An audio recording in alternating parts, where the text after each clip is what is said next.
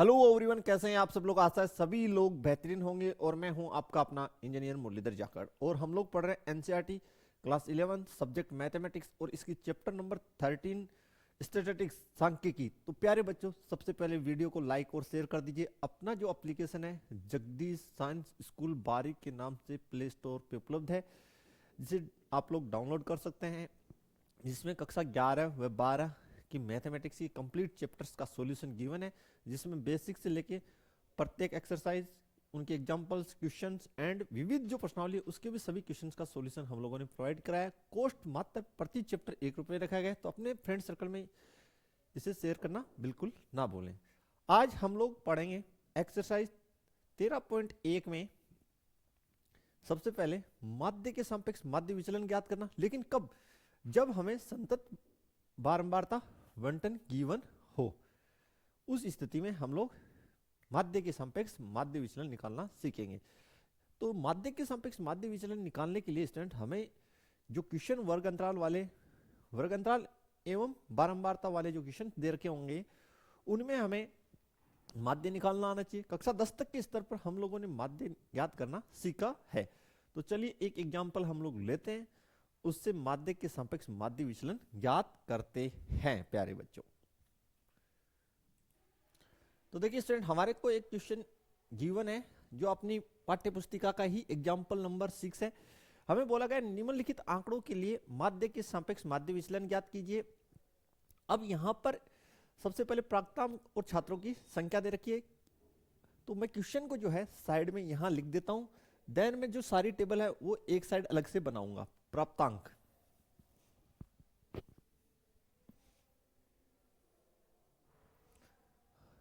प्राप्तांक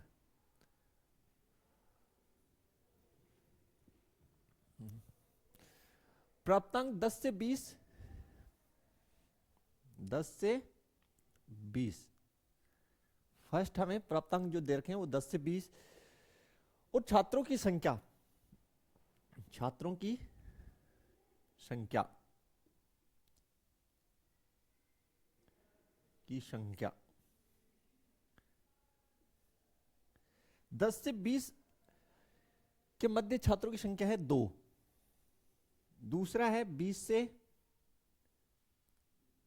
30, देन 30 से 40, 40 से 50, 50 से 60, 30 से 40, 40 से 50, 50 से 60, 60 से 70 और 70 से 80। ये हमें वर्ग अंतराल गिवन है। हमारा टॉपिक आज का यही था कि हम लोग माध्य के सापेक्ष माध्य विचलन निकालना सीख रहे हैं, लेकिन कब? जब आंकड़े कैसे हों? वर्गीकृत और संतत हों। देखिए संतत आंकड़े कैसे? पहली बात तो ये वर्ग अंतराल के रूप में लिखे तो वर्गीकृत तो हो ही गए, इसमें कोई दो राय नहीं। दूसरी बात, संतत का मतलब है प्रथम वर्ग अंतराल की उच्च सीमा, दूसरे वर्ग अंतराल की निम्न सीमा है। इसकी जो उच्च सीमा है वो इसकी निम्न, इसकी उच्च वो इसकी निम्न, इसकी उच्च इसकी निम्न, तो संतत है। ठीक है, संतत बारंबारता बंटन, संतत और बारंबारता साथ में दे रखी है, तो ये संतत बारंबारता बंटन कहलाएगा। कोई दो राय नहीं इसमें। आगे देखिए 3, 8, 14, 8, 3, 2, 8, 3, 2, ये हमारा क्वेश्चन है स्टूडेंट। और इसके लिए हमें माध्य के सापेक्ष माध्य विचलन निकालना है, तो बिल्कुल इजीली हम लोग निकाल लेंगे, कोई दो राय नहीं है इसमें। चलिए पहले माध्य ज्ञात करेंगे इसका। अब देखिए स्टूडेंट, सबसे पहले माध्य के सापेक्ष माध्य विचलन निकालने के लिए स्लाइड थोड़ा बड़ा कर लिया मैंने। आपको क्या चाहिए कि माध्य चाहिए, तो कक्षा 10 तक के स्तर पे आपने माध्य की 3 विधियां पढ़ी थी। पहले मैं तीनों की तीनों विधियां आपको रिवाइज कराऊंगा, देन माध्य के सापेक्ष माध्य विचलन निकालना सिखाऊंगा। तो तीनों विधियां कंप्लीटली हम लोग रिवाइज करेंगे, देन माध्य के सापेक्ष माध्य विचलन निकालेंगे। देखिए फर्स्ट जो हमारे पास विधि थी माध्य ज्ञात करने की, वो मैं यही लिख रहा हूं। फर्स्ट जो माध्य ज्ञात करने की विधि थी,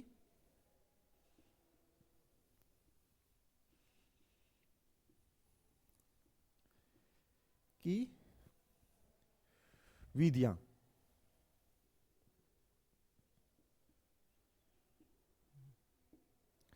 फर्स्ट प्रत्यक्ष विधि, सेकंड जो आपकी थी वो थी कल्पित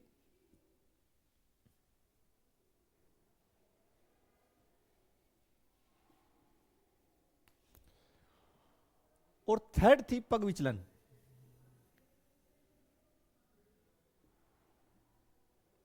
विचलन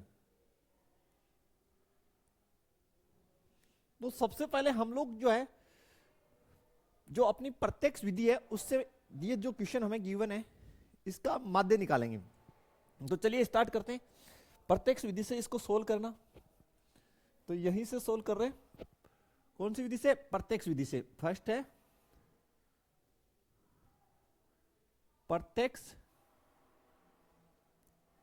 विधि से हम इसको सोल्व आउट कर रहे हैं। ये वर्ग अंतराल है, तो सबसे पहले वर्ग अंतराल का स्तंभ बनेगा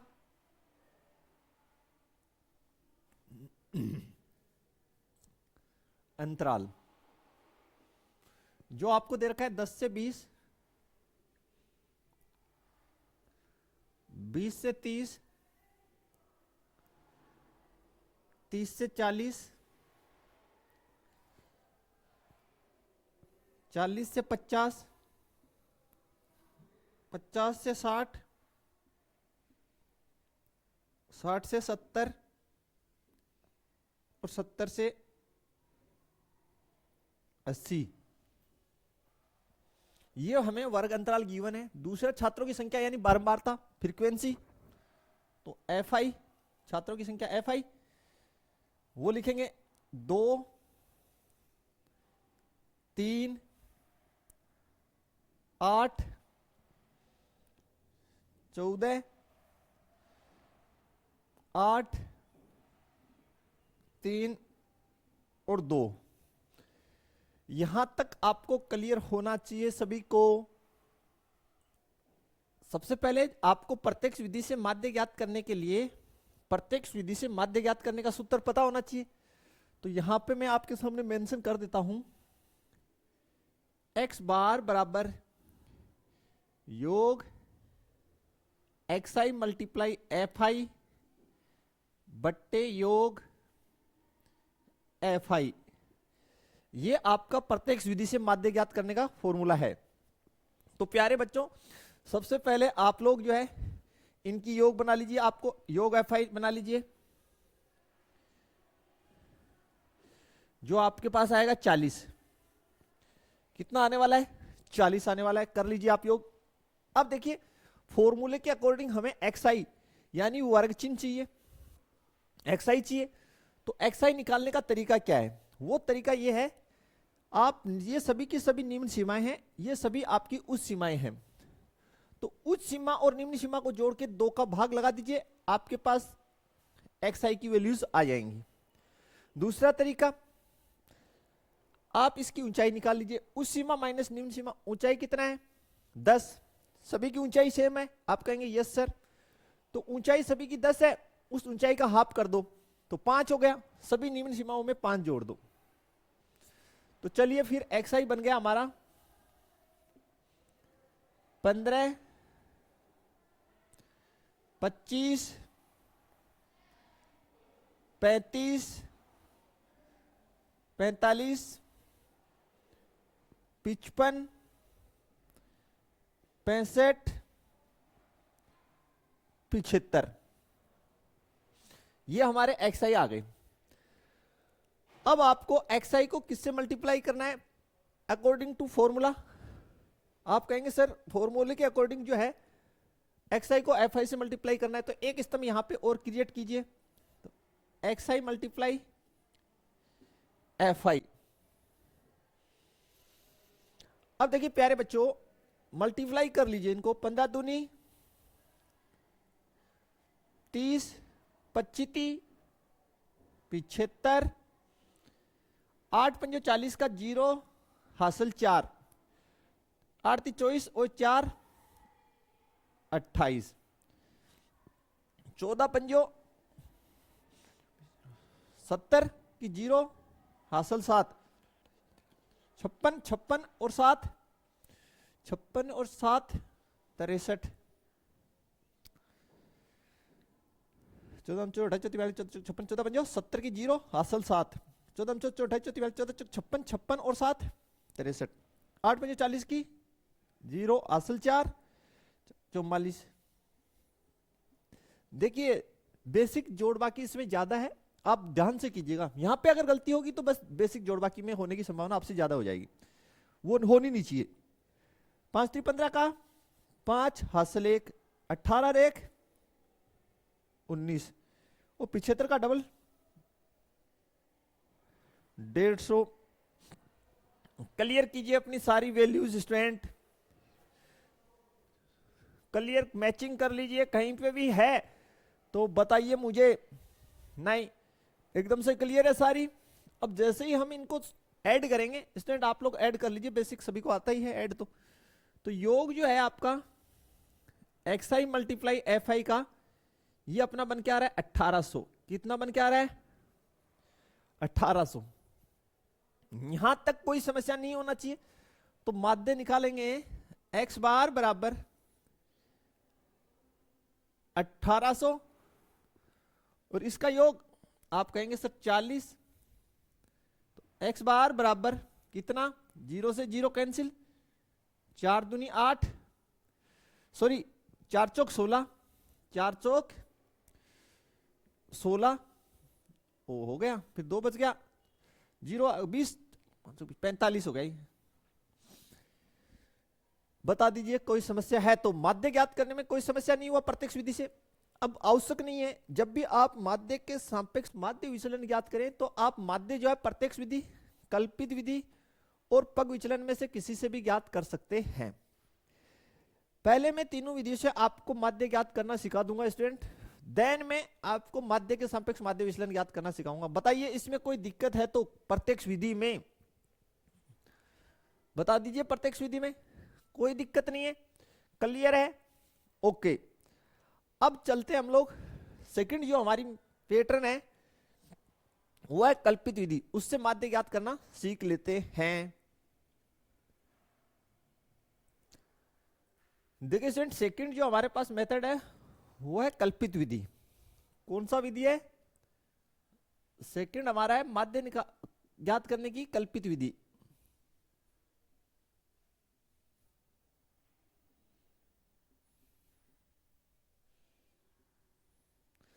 सबसे पहले आपको फॉर्मूला अच्छे से याद होना चाहिए, तो वो है एक्स बार बराबर ए प्लस योग F i multiply D I बट्टे योग एफ आई। कट गया, चलिए एडजस्ट करते।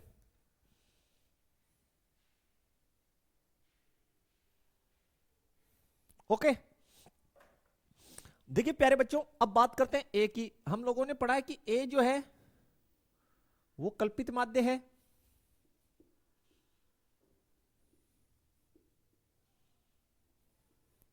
डी विचलन है, ठीक है। और डी निकालने का जो फॉर्मूला है वो रहने वाला है डी आई बराबर एक्स आई माइनस ए। सबसे पहले वही वर्ग अंतराल और बारंबारता हमें गिवन होंगे, एक्स आई का मान निकाल देंगे जैसे हमने प्रत्यक्ष में निकाला। अब हमें नेक्स्ट स्टेप क्या करना है? ए जो कल्पित मान है वो ज्ञात करना है, या कल्पित माध्य ज्ञात करना है। कैसे करेंगे? सबसे पहले पंक्तियां कितनी है देखिए, 1 2 3 4 5 6 7 पंक्तियां हैं। और ये ए रहता कहां है, यानी कहां मिलेगा, कौन से स्तंभ में मिलेगा? तो ए जो है हमेशा एक्स आई वाले स्तंभ में मिलेगा। ए का चयन एक्स आई वाले स्तंभ से होगा,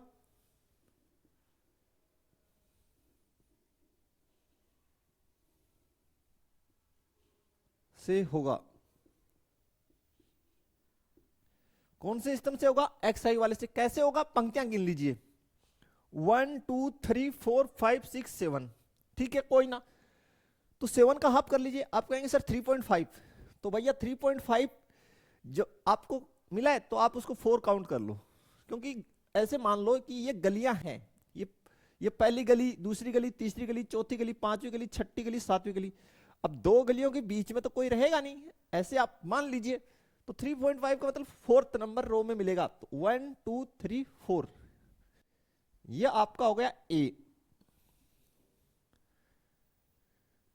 क्लियर एवरीवन? तो ए का वैल्यू स्टूडेंट हमारे पास आ चुका है यहां पे 14। अब आपको विचलन निकालना है डी जो होगा एक्स आई माइनस ए कितना आ गया 14। तो करिए 15, सॉरी गलत कर दिए ना, 45 कीजिए यार, ये एक्स आई वाले में मिलेगा, यहां से ले लिए, तो ये गलती आपसे ना हो जाए जो मेरे से हुआ। Clear everyone? 45 कीजिए प्यारे बच्चों, इसको मैंने एफ आई से चेंज कर लिया, ठीक है, तुरंत पकड़ में भी आ गया। क्यों? मुझे पता था ऊपर की वैल्यूज नेगेटिव आएंगी, नीचे की पॉजिटिव आएंगी, तो पॉजिटिव आते मुझे शक हो गया कि यार गलत किए हम, कहाँ किए, तो एफ आई में से चेंज कर लिए ना, जबकि लिखा क्या है, ए का चेंज एक्स आई वाले स्तंभ में से करना है। तो चलिए 15 माइनस 45, तो माइनस का 30, और यहां पे माइनस कितना 25, 20 हो गया ना, 20, यहां पे 35 माइनस 45 माइनस 10, 0, यहां पे 10, 20, 30। फॉर्मूले पे चलिए, ए का मान फाइंड हो गया, डी निकल गया। अब डी को किससे मल्टीप्लाई कर लो, एफ आई से। डी को किससे मल्टीप्लाई कर लो, एफ आई से कर ले। तो चलिए ये रहा डी ये एफ आई, तो कितना -60, कितना -60, कितना -80, 0, 80, 60, 60।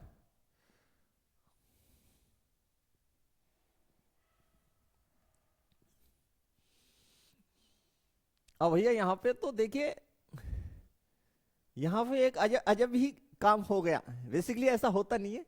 देखिए ये 80 से ये 80 कट जाएगा, 60 से ये 60, इस 60 से ये 60, कोई ना। तो ऑल ओवर जो है आपका योग एफ आई डी आई कितना आ गया, 0 आ गया। इस फॉर्मूले के अकॉर्डिंग वैल्यूज निकालना है। एक्स बार बराबर ए का वैल्यू 45।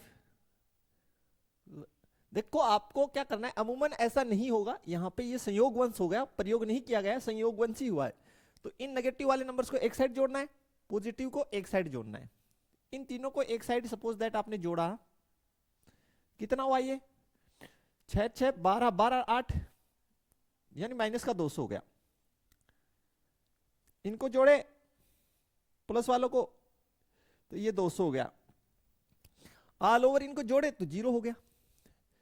तो इनकी जो रिजल्ट्स है उनको यहां पुट करना है, देन वैल्यू पुट करना है। ओके, तो प्लस इनकी रिजल्ट्स कितनी आ गई 0, योग F I 40, and solve out करना है, देन आपकी फाइनल रिजल्ट आएगी। तो प्यारे बच्चों वही आ रहा है फाइनल रिजल्ट, तो एक्स बार बराबर 45। कहने का औचित्य यह है कि आप किसी भी विधि से कीजिए, माध्य का मान ज्ञात वही आना है। तो बोला सर हम इस कौन सी विधि से करें। देखिए स्टूडेंट, प्रत्यक्ष विधि में बेशक टेबल आपको छोटी बनेगी, लेकिन उसमें कैलकुलेशंस जो हैं काफी, कुछ केसेस में काफी बड़ी बड़ी कैलकुलेशन हो जाती है। इसमें जो क्या है, कल्पित और पग विचलन, इनमें कैलकुलेशन करना काफी इजी रहता है। टेबल जरूर बड़ी बनेगी, कैलकुलेशन काफी इजी होंगी इनमें। ओके, अब लास्ट जो हमारा मेथड है पग विचलन विधि, उससे भी माध्य ज्ञात करना मैं आपको रिवाइज कर देता हूं।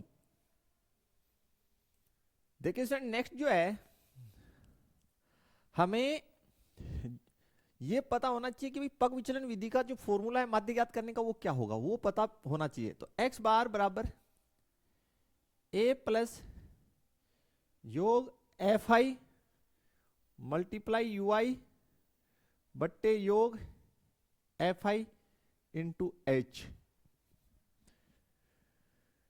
अब बात करते हैं स्टूडेंट यू आई की, कि भाई यू आई आप निकालेंगे कैसे। तो यू आई निकालने का फॉर्मूला होगा डी आई बट्टे एच।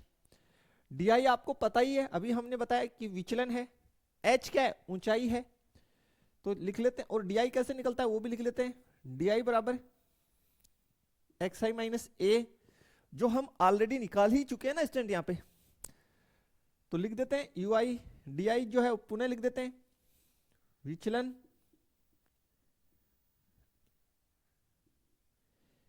ए कल्पित माध्य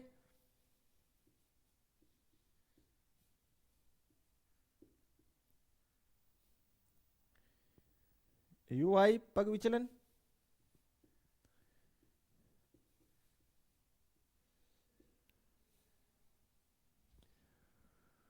और एच ऊंचाई।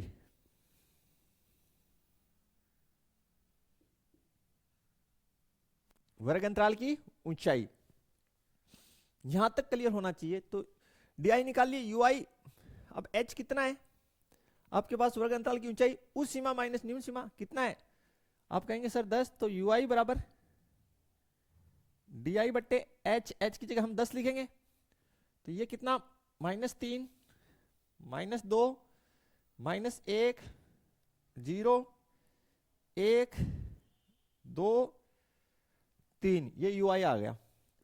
फॉर्मूले के अकॉर्डिंग आपको यू आई को किससे मल्टीप्लाई करना है, एफ आई से।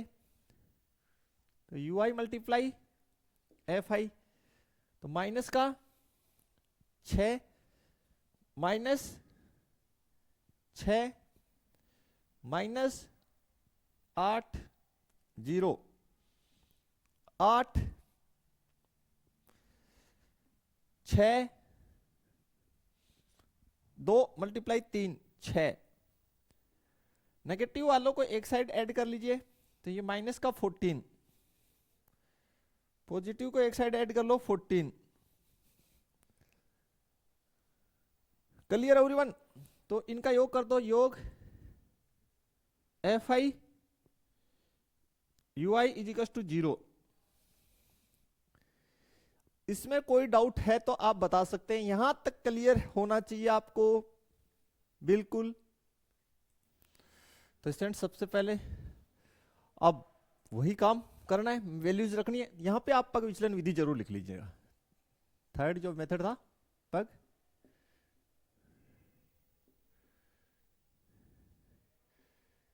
विचलन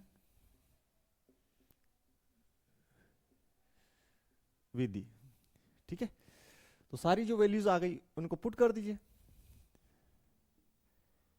ए आपके पास 45 है ही,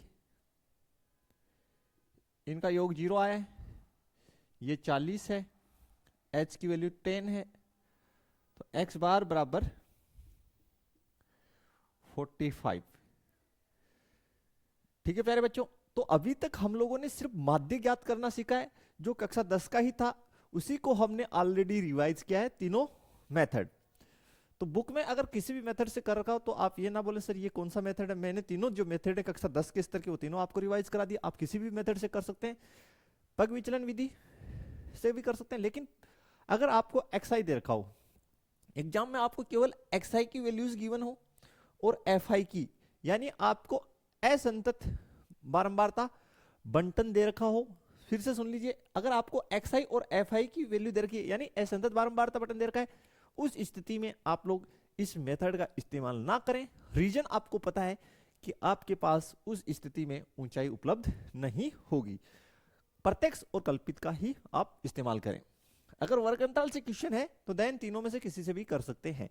अब हम लोग माध्य के सापेक्ष माध्य विचलन निकालना सीखते हैं, क्योंकि हमारे पास माध्य का मान आ चुका है जो तीनों मेथड से सेम ही आएगा, जो 45 है। चलिए आगे की प्रोसेस करते हैं प्यारे बच्चों। तो सबसे पहले स्टूडेंट हम लोग फॉर्मूला लिखेंगे मीन डिवीजन माध्य विचलन निकालने का। माध्य विचलन निकालने का, यानी मीन डिवीजन का, और वो भी किसके, माध्य के सापेक्ष। कब, और वो भी कब, जब हमें वर्गीकृत आंकड़े दे रखे हैं और वो भी संतत बारंबारता बंटन वाले। तो फॉर्मूला रहेगा योग F i multiply modulus x i minus x bar बट्टे योग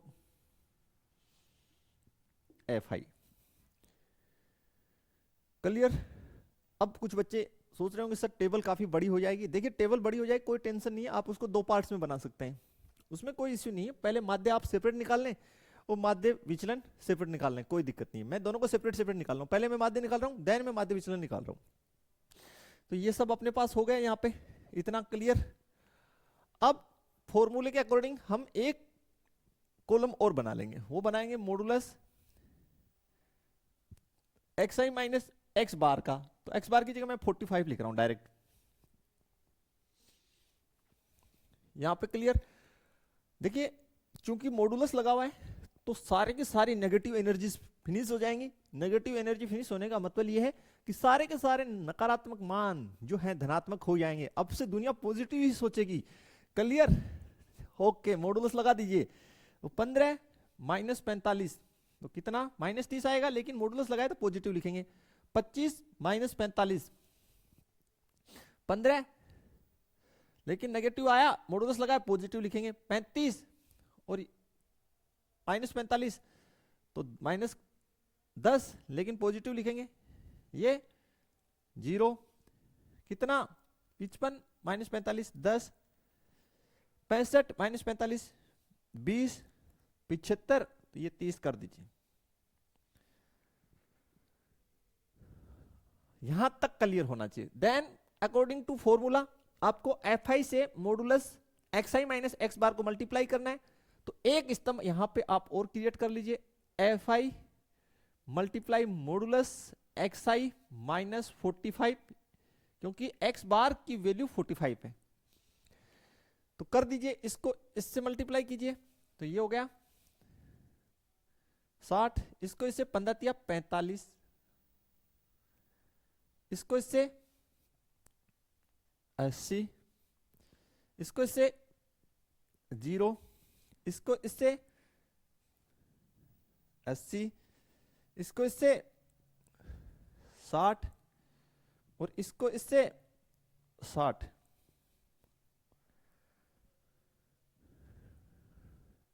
यहां तक कोई डाउट है तो बताइए प्यारे बच्चों, जल्दी से। आप लोगों को कुछ गलतियां भी हैं ऐसे लग रहा है। दोबारा से देख लेते हैं। 15 माइनस 45 तो ये तो 30 है। 25 यहां पे हो गई ना, 25 से 10 35, यहां पे 20 होना चाहिए था।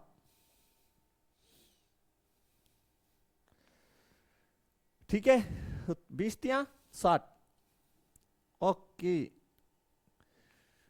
कैलकुलेशन का एकदम ध्यान रखे भाई, ये छोटी कैलकुलेशन बड़े नुकसान कर देगी आपको, वो जैसा मुझसे हुआ।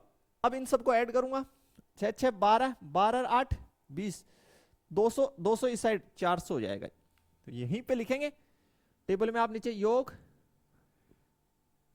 F i multiply modulus x i minus x bar, और एक्स बार की वैल्यू 45 है, योग आपके पास 400 आना चाहिए। ठीक है प्यारे बच्चों, क्लियर एवरीवन। चलिए ये सभी वैल्यूज हम लोग यहां पुट करेंगे एंड देन आपकी मीन डिविएशन माध्य के सापेक्ष माध्य विचलन निकल जाएगा प्यारे बच्चों। कितना आ गया, 400, और नीचे इसका वैल्यू कितना है, 40। फाइनली मीन डिविएशन जो है आपके पास 10 आना चाहिए, यानी माध्य के सापेक्ष माध्य विचलन जो हम लोगों ने निकाला 10 आपके पास आ जाना चाहिए। क्लियर। तो प्यारे बच्चों ये छोटी सी एक मेथड है, सभी क्वेश्चन सेम पैटर्न से होंगे। बस फिर से रिपीट कर देता हूं, आपको पहले जो है वर्गीकृत आंकड़े दे रखे होंगे और वर्गीकृत में भी आपको संतत बारंबारता बटन वाले जो क्वेश्चन है उनको आज हमने सोल्व करना सीखा और उनमें हमने माध्य से माध्य के सापेक्ष माध्य विचलन ज्ञात करना सीख रहे हैं। लेकिन पहले ये पहचान कीजिए आंकड़े कैसे हैं। आप कहेंगे सर वर्गीकृत, और वर्गीकृत में कैसे? संतत। संतत क्यों है? क्योंकि पहले वर्ग अंतराल की उच्च सीमा, दूसरे वर्ग अंतराल की निम्न सीमा है। बोले संतत नहीं होंगे तो संतत बनाना ही पड़ेगा हमें। ऐसा हम एक एग्जांपल भी लेंगे, उसमें हम आपको संतत बनाना भी सिखा देंगे असंतत को। फिर आपको बारंबारता दे रखी होगी। सबसे पहले माध्य ज्ञात करने के लिए आपको xi तो निकालना ही निकालना पड़ेगा। तीनों विधियां मैंने बताई है, तीनों रिपीट कर लीजिए। जब माध्य निकल जाए तो आपको माध्य के सापेक्ष माध्य विचलन निकालने का ये फॉर्मूला पता होना चाहिए। वैल्यूज पुट कीजिए। अगर टेबल की समस्या, टेबल काफी बड़ी हो रही है तो माध्य सेपरेट निकाल लीजिए, माध्य विचलन जो है नीचे सेपरेट निकाल लीजिए, कोई दिक्कत नहीं है। क्वेश्चन एकदम 110% आपकी राइट होगी। तो प्यारे बच्चों, ये छोटी सी लेक्चर थी हमारी जिसको हमने अच्छे से क्लियर किया। तो फिर भी समस्या हो तो एक बार वीडियो जो है कंप्लीटली रिपीट करके देख लीजिए, और वीडियो अपने फ्रेंड सर्कल में शेयर करना बिल्कुल ना भूलें। मिलेंगे नेक्स्ट लेक्चर में माध्य के इक्वेशनों में, यानी माध्य विचलन के जो क्वेश्चन है उन्हीं में, लेकिन माध्यिका के सापेक्ष माध्य विचलन निकालने वाले प्रश्नों में। माध्य के सापेक्ष माध्य विचलन निकालने वाले 3 प्रकार के क्वेश्चन थे। तीनों प्रकार के क्वेश्चन हम लोगों ने क्लियर कर लिए। जो क्वेश्चन है अपनी जो प्रश्नावली के, उनको आप SW में कीजिए, क्योंकि सभी क्वेश्चन सेम पैटर्न के हैं। तो मिलते हैं नेक्स्ट लेक्चर में, तब तक के लिए थैंक्स, धन्यवाद। जय हिंद, जय भारत प्यारे बच्चों।